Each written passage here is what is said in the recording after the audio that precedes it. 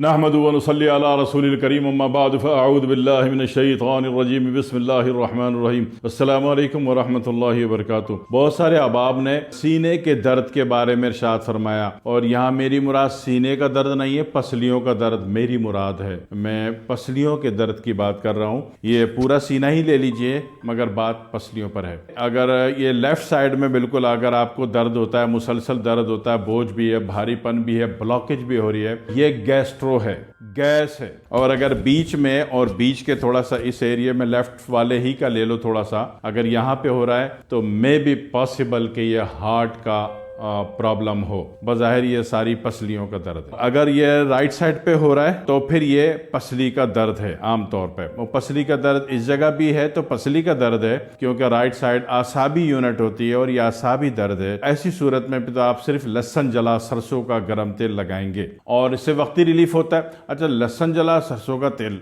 आप इन तमाम यूनिट पे लगाएंगे तो पूरे सीने पर ही लगाएंगे, ठीक है। इन तमाम यूनिट को लहसुन जले सरसों के तेल से इस तमाम यूनिट के सारे दर्दों को फायदा हो जाता है, यानी कि रिलीफ मिल जाता है। वो आप टेस्ट करवाएंगे, टेस्ट करा के अपना इलाज कराएंगे, वो एक अलग बात है। दूसरी बात यह है कि अगर मीठा खाने से पसलियों में दर्द आ रहा है तो मीठा खाने से जो पसली में दर्द आएगा वो इधर नहीं आएगा, सेंटर में नहीं आएगा, ऊपर लेवल पे नहीं आएगा, दाएं पसली के नीचे आएगा। अगर दाएं पसली के नीचे इस तरफ लेफ्ट साइड पे अगर दर्द आ रहा है, दाएं पसली के नीचे इस राइट साइड पे दर्द आ रहा है, तो फिर ये जनाब अली क्या होता है, फैटी लीवर का पेन होता है। और यही राइट साइड थोड़ी सी 2 इंच इधर कर लो, अगर इस तरफ आ रहा है तो ये पित्ते का दर्द होता है। याद रखिएगा कि 90% तो ऐसा होता है कि बंदे को फैटी लीवर है तो गाल स्टोन जरूर आएगा, पित्ते में पथरी जरूर आएगी। 90% ये भी है कि अगर पित्ते में पथरी है तो फैटी लीवर भी जरूर आएगा, क्योंकि दोनों का बेस ऑफ केमिकल एक ही है। तो हर्बल आयुर्वेदा में जब इलाज करते हैं आप तो नॉर्मली X6 दे देते हैं गर्म पानी से,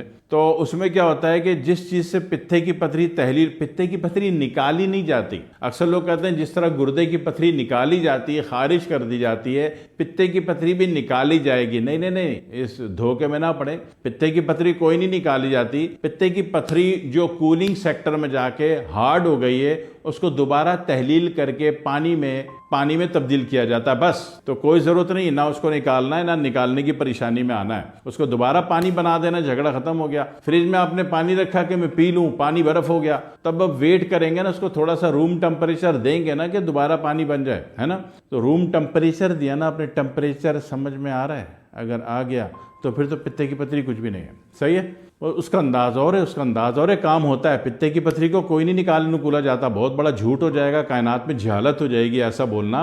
पित्ते की पथरी खारिज नहीं होती, पित्ते की पथरी को दोबारा पानी में बना दिया जाता है, जिंदगी बहाल हो जाती। एक आदमी बर्फ में मुंजमिद हो गया, उसके ऊपर बर्फ की चट्टान गिर गई, ठीक है, तो मुंजमिद हो गया, अकड़ गया।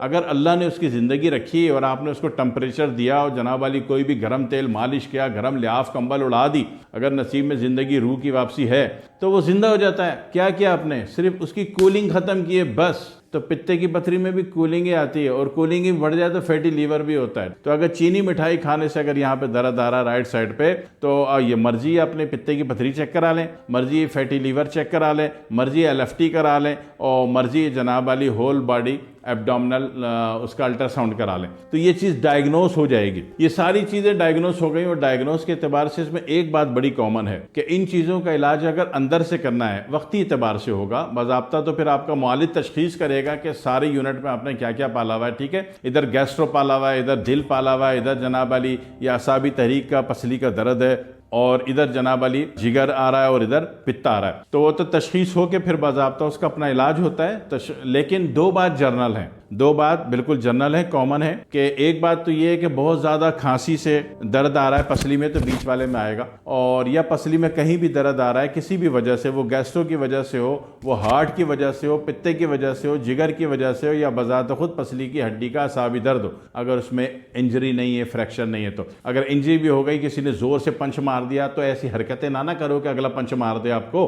तो इन तमाम सूरतों में 2 काम बड़े कॉमन है। अजीब बात, एक तो मैग्नीशियम, दूसरा पोटाशियम। मैग्नीशियम कहां से लाएंगे? मैग्नीशियम का सबसे बड़ा bank, reserve bank of magnesium for human body, अल्लाह ताला ने जो बनाया है वो शलजम है। जी जी जी, शलजम, शलजम वाला मैग्नीशियम कह रहा हूँ, मसनूई केमिकल वाला नहीं खा लेना, फिर उसका साइड इफेक्ट होगा। अल्लाह की बनाई हुई चीज में साइड इफेक्ट नहीं होता। नाम दोनों में मैग्नीशियम, दोनों में मैग्नीशियम रहा है, लेकिन सच सच होता है। ठीक है, एक बड़ा शलजम बारीक काटिए, बारीक काट के 2 गिलास पानी में उबालिए, पानी पी जाइए आप नीम गर्म। ये तो हो गया मैग्नीशियम। दूसरा क्या चाहिए?